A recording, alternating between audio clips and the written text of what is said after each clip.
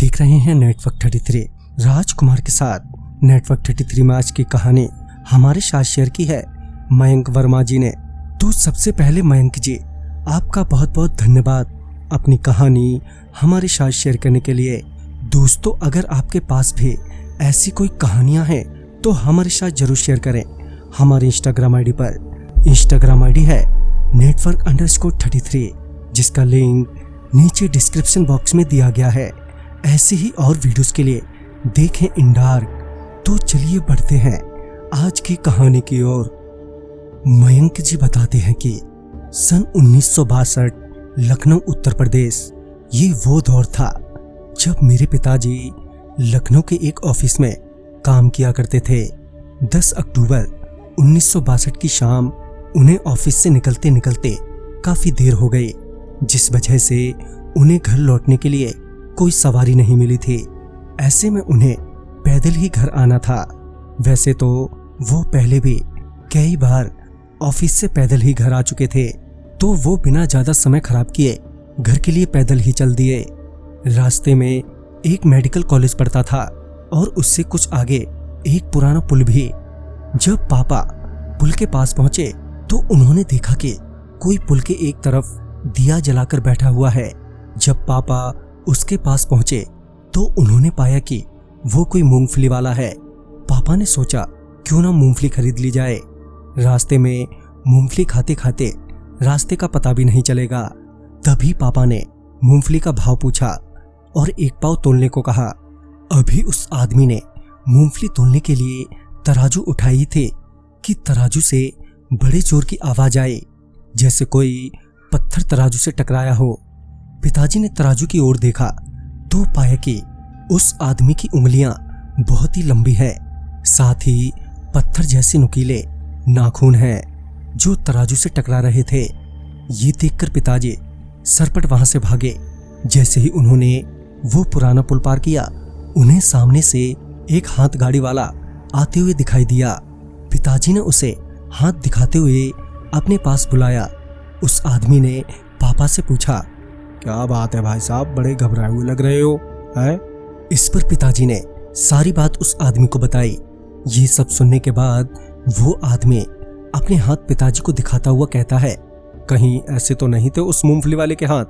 पिताजी उसके हाथ को देखकर भौचक्के रह गए। दरअसल उस आदमी का हाथ पहले वाले आदमी से भी ज्यादा लंबा और डरावना था।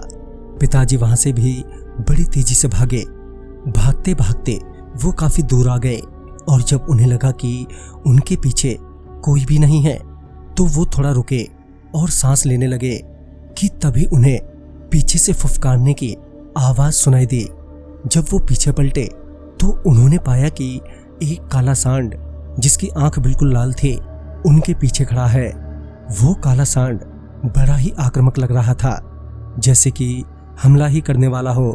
पहले तो थोड़ी देर पिताजी वहीं खड़े रहे, मगर वो सांड कभी भी हमला कर देता, ये सोचकर वो वहां से तेजी से भागे और पीछे पीछे वो सांड भी। पिताजी को भागते हुए एक दीवार नजर आई। उन्हें लगा कि अगर वो किसी तरह उस दीवार के उस पार चले गए तो वो उस सांड से बच जाएंगे। ये सोचकर वो पूरी जोर से उस दीवार की ओर भागे, मगर वो उस दीवार को पार नहीं कर पाए और वहीं गिर पड़े।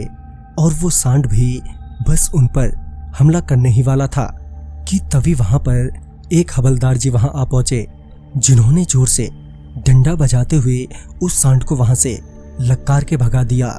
फिर उस हवलदार जी ने पिताजी को सहारा देते हुए उन्हें जल्दी से उठाया। उनका नाम और इतनी रात गए वो यहाँ क्या कर रहे हैं, ये सब पूछा। पिताजी ने उन्हें सारी बात बताई और जब उन्हें वो अपनी बात बता रहे थे तो पिताजी ने गौर किया कि वो हवलदार जी बड़े ही हट्टे कट्टे हैं। उनके गले में रुद्राक्ष की माला और हाथों में कलावा बंधा हुआ है। चेहरे पर बहुत तेज था, मानो वो कोई दिव्य पुरुष हो। उन्होंने पिताजी की बात सुनने के बाद कहा, अच्छा चलो, मैं आपको आपके घर तक छोड़ देता हूँ। और जब पिताजी उनके साथ घर के गेट तक पहुंचे तो पिताजी ने कहा, यह है जी मेरा घर। इस पर उन्होंने कहा, अच्छा चलो एक गिलास पानी पिला दो मुझे। वो हवलदार जी ये पता करना चाहते थे कि मेरे पिताजी जिस घर को अपना बता रहे हैं वो सच में उन्हीं का है या फिर नहीं। पापा जैसे ही पानी लेकर घर से बाहर आए तो वो हवलदार जी वहां से गायब हो चुके थे। तभी पिताजी को उस हादसे से ऐसा लगा कि कहीं ना कहीं स्वयं बजरंगबली ने उनकी उस रात रक्षा की थी। तो दोस्तों इस कहानी में बस इतना ही। कहानी आपको पसंद आई हो तो लाइक शेयर करें और साथ ही हमें कमेंट बॉक्स में जरूर बताएं। तो मैं आपका दोस्त राजकुमार जल्द ही मिलूंगा आप ही की भेजी हुई एक नई कहानी के साथ। तब तक के लिए बाय एंड टेक केयर।